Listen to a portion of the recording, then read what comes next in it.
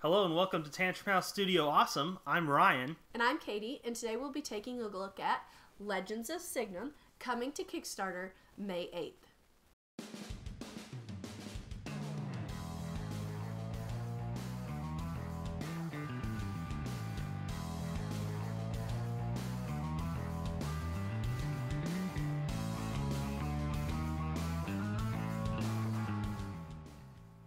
Legends of Signum is a combat card and miniatures game by Ukrainian designer Konstantin Glebov, in which players take on the role of heroes that are leading armies and fighting a battle over the free city of Valor. What we're looking at today are prototype components and may change in the final product. Before the game begins, each player chooses a faction and forms a battle deck. At least half of the deck has to consist of unique character cards, but the rest can be any combination of spell, relic, and tactic cards. Players choose a city zone to set their terrain and building cards in, place their hero miniature in its starting location, and draw 4 cards from the battle deck to form their starting hand. Each turn begins with a phase in which the player untaps all the cards in his city zone, takes a card from the battle deck, and receives 1 prosperity. Then, during the construction phase, players can spend prosperity to build one of their buildings or skip building and gain 2 more prosperity. Each building has a special symbol on it that certain terrain and battle deck cards need to be played, as well as a special ability. Then, during the creature activation phase, players can play a terrain card and any number of cards from their battle deck hand, as well as use each of their units to take a single action.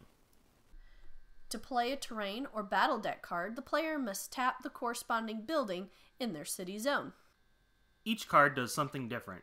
Terrain cards let you add a terrain feature to the battlefield. Relic cards gives your heroes new abilities. Spell cards have an instantaneous effect and are then discarded. Tactics cards are played face down and only activate when specific events occur.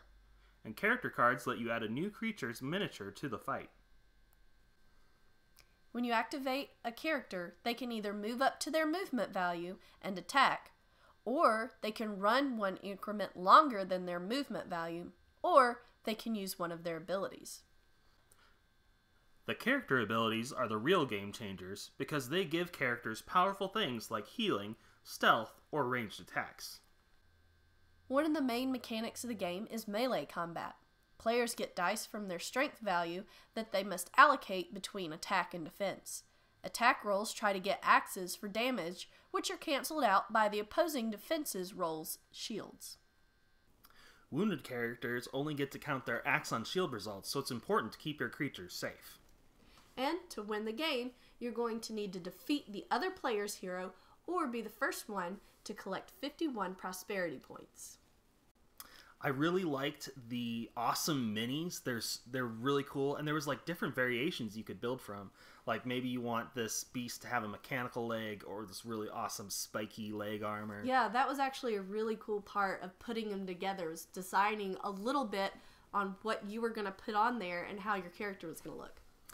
I also really liked the tactical combat, and the special abilities give you a lot of depth to this game. Almost too much, because you have to keep track of a lot of different keywords, but there's a handy guide that you can reference, and it's not too hard once you really get into it.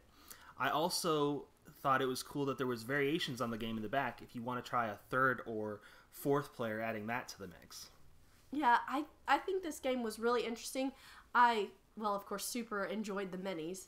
But I also liked the fact that there had, like, each type of hero or each character card had its own abilities, and they each were used for different types of things. And so you had to figure out how you were going to use each of those types to accomplish different goals. Also, we talked with some of the game designers, and it was really interesting to hear about some of their future plans for more cards and more characters and possibly adding in other factions. So I'm just really interested to see where this game will go in the future. If you like awesome minis and tactical combat, be sure to check out Legends of Signum, coming to Kickstarter May 8th.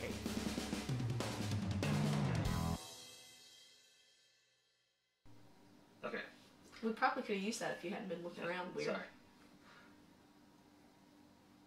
And I just started rambling there, so let's Ryan. start over. No, don't do that! We're just gonna keep going!